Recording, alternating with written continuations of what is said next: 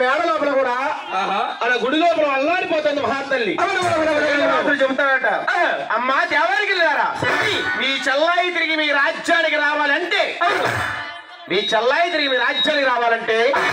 కోరి కష్టాలు తెచ్చుకున్నారు. ఎలాగో చెప్పమంటారా? ఎలాగయ్యా?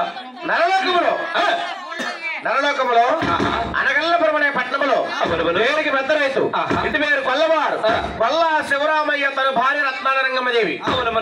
వారి గర్భాన్ని ఆడబాలగా వేస్తా మీ చెల్లాయిని నాటా నోటా వెతుకుతుంది. ఎదిగిన తర్వాత కొన్నాళ్ళకి శ్రీ లక్ష్మీ తిరుపతి పేర్లు పెడతారు. పేర్లు పెట్టిన తదుపరి ఆ మహాతల్లికి ఎలా ఉంటుందంటే, ఎలా ఉంటుందయ్యా, ఉయ్యాల తొట్లు పెట్టి ఊపులు వేసి జోలపాట్లు పడిన తర్వాత ఆ మహాతల్లి కూడా అమ్మా లక్ష్మీ శ్రీ తిరుపతి పేర్లు పెడతారు. పేర్లు పెట్టిన కొన్నాళ్ళకి మేనత్త కొడుకు సిరిగల్ల గోపైతే పెళ్లి జరుగుతుంది. జరిగిన తర్వాత అమ్మా నా మగించేత అమ్మా అంటుముట్టులు గుష్టి వ్యాధిగా లేడు కలుగునమ్మా.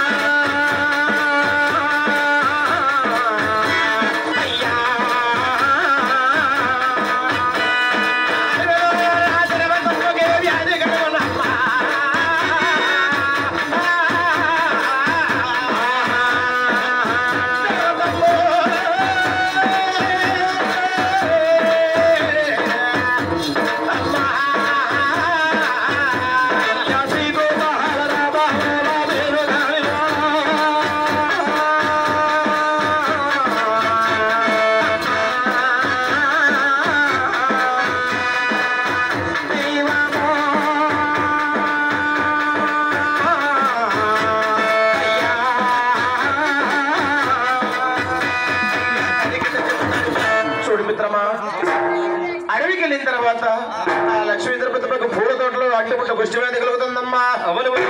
కుష్టి వ్యాధి కలిగిన తదుపరి భర్త కూలిపోయి ఒంటరి అయ్యి, గోవు కూలిపోయి ఒంటరి అయ్యి, భర్త లేని బతుకుని బతక రాదు, ఉండరాదు నాకు రాయరాదని చెప్పి లక్ష్మీ తిరుపతమ్మ దానికి మరి దూకుతుందో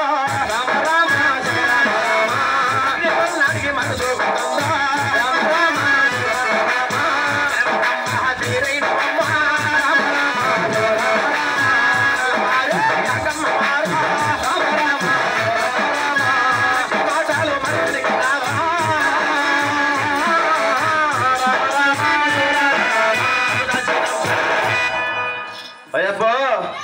వచ్చాడు ఖర్చుతానికి ఎప్పుడు ఇప్పుడు కొనమన్నారు అనుకోవచ్చు.